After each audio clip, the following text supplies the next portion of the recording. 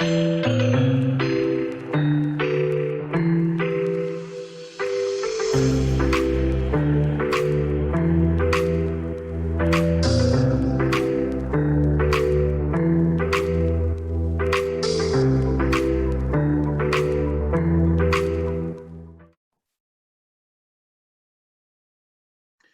geographic farming. So today we're going to take a deep dive into geographic farming and a little bit more as we get closer to the end of the program.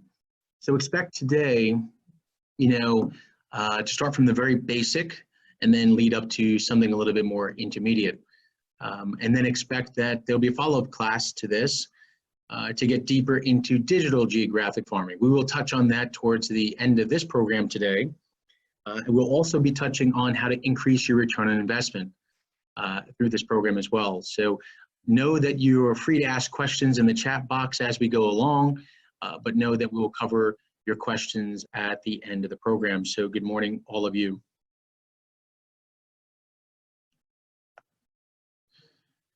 So first things first, why are real estate farms so effective? Well, it's because geographic farming is a powerful approach to lead prospecting. It allows you to zero in on your audience and forces you to laser focus your marketing message. You see, just like a farm, you have to plant your seeds of transactions by identifying homes in a particular area that would be excellent candidates for sale one day. And you're going to nurture those seeds by establishing a relationship in the neighborhood with the owners, those homes through regular communication and community involvement. Finally, when it comes time for those owners to sell their home, you're going to harvest the sales. You follow that approach? I know living in New York City, we're not much farmers, right? Unless you got some basil growing in your backyard, maybe. But for the most part, we're not farmers. But understand that in this business, you have to plant seeds, and this is your future business. It's not going to be something that's going to immediately kick off. But many agents are not patient enough to let this strategy establish itself. But I know through time, this can be a real big part of your business. So how much does real estate farming cost? Okay, how much does it cost? So there's definitely an upfront cost to farming, but returns your farm will pay the investment many times over if you can stick with it. That's the key, is sticking with it. I get it. Sometimes when you have a closing, you want to know, well, maybe I should put back 10% into my business, and you throw that money just anywhere. And I understand it's an easy approach. Let me do a couple of flyers here, a couple of flyers there, some door hangers, and we're good to go. You got to lead with purpose, guys. You have to lead with purpose. So I'm going to share some low-cost methods as well throughout this process. But here we go. As of 2019, here's a typical annual cost for a real estate farming operation with only 250 homes in it. So let me be clear. You shouldn't be out there, and I get it. You want to dominate. I've been there before.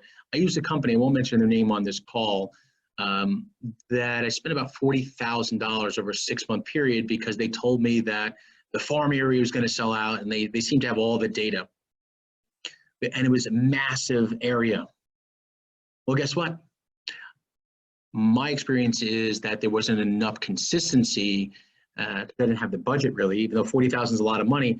I was better off taking the $40,000 and spreading it across a 12 to 18-month period than $40,000 over a 6-month period where there wasn't enough impressions. So smaller homes, smaller sample size was the key, because why? Consistency is key. Consistency is key. So again, I'm not promoting any of these websites or groups over here, but Real Estate Geeks website. So website is good. They have landing pages. We'll talk a little bit about that piece later on. Facebook groups, right? So those are free. Let me tell you another secret to Facebook groups. But when I say farming, let's say you're working in a zip code. Let's talk about Brooklyn and Staten Island. So let's say 10314 or 11209. You're targeting specific homes. Okay, you can join a Facebook group, but the key here, guys, is to engage. Many agents are posting, not engaging. Ready? Let me roll that back. Many agents are posting, but not engaging if you're doing Facebook. But let's talk about postcards, which is really what I wanted to talk about today. 8 months of, here we go, cost. 8 months of regularly scheduled postcards at $250 times 8 equals $2,000. okay, roughly around $1,260. Okay, property update postcards, $1,584. 4 months of regularly scheduled letters, $550. 3 sponsored events, $2,500. Total $8,288. Now I know you're about to jump out the window, but oh my gosh, this is crazy, $8,000. But here's what's interesting, guys. What's interesting, we're the only business that expects to invest one time and then get a 30, 40x return on our money. That's insane. What industry gets that type of return? I want to know because I want to invest in it, like Shark Tank. So we must understand that there's an expectation to a return on an investment.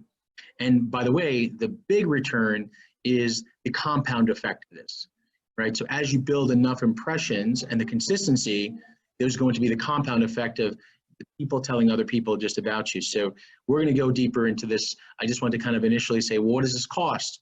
And I know we may have some newer agents on the line and say, well, Mike, I don't have this money, but you should have an idea that this is how you set these things on autopilot after you generate a lead, possibly from your sphere, or through for sale by owners or expires. I always make a joke about raising capital through getting for sale by owners or expireds, taking that capital, right? My recommendations from what worked for me is about 10% of that should be allocated towards a part of the business is going to be a little more passive.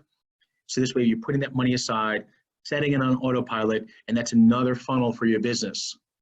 Because otherwise you'll be chasing leads forever. You'll be chasing leads forever. And you know who I'm talking about. You might even be on this line. You might even be on the webinar right now. Always chasing for sale by owners, always chasing expires, and you're exhausted maybe. Well, are you spending enough money? Are you taking too much money out of your business and putting it into your own personal investments outside of the business? I call that cashing out. Or are you taking some money and putting it into your business and watching it grow over time? That's what geographic farming is. That's what geographic farming is. Here we go. You may ask, well, while this is a sizable investment, remember the potential turnaround on this spend. Let's say that you farm for 250 homes and the turnover rate was right around 5%. We're going to be talking a little bit about turnover rate, because here's what's interesting. So right now we analyzed 11209 in our town hall, and we're noticing that listings are staying on the market longer. Listings are staying on the market longer. And maybe the turnaround rate, and we're not here to break that down today, but the turnaround rate might not be as healthy as this number. Less transactions are selling. So if you're a fisherman and you want to move your boat somewhere, I'd move it to where there's a higher turnover rate. So I know somebody's asking a question, so just to pause for 1 second, please put it in the chat box, and as we get closer to the end of the presentation, we'll answer all questions. So let's figure this out for a second. This means you'd expect about 12 or 13 homes to be sold in that neighborhood every year if there's a 5% turnover rate in a particular neighborhood. Again, we'll talk about how to break that down in just a few moments. So let's figure out the absorption rate. How many people know what the absorption rate is? Raise your hand. So absorption rate is every single month how many houses are actually being absorbed, meaning sold. Now, an example I give is in the luxury market. There are some luxury markets around the country where literally only a couple of homes are being sold a whole year.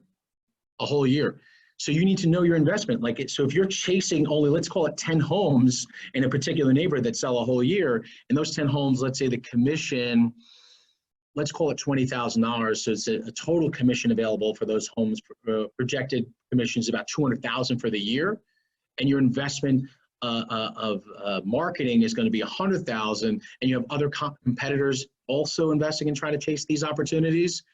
This may be a very poor investment.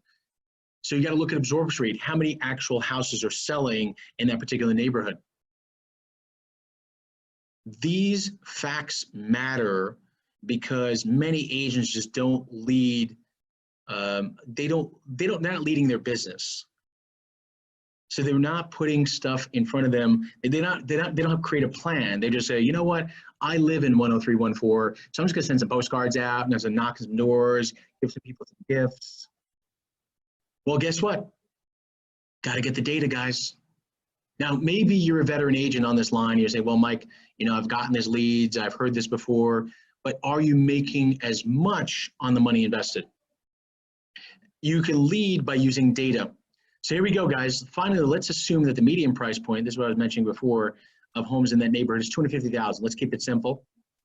If your farm is functioning moderately and you're capturing just about 25% of the sales in the neighborhood, you're closing 4 properties a year or 30,000 in GCI, assuming a 3% commission rate.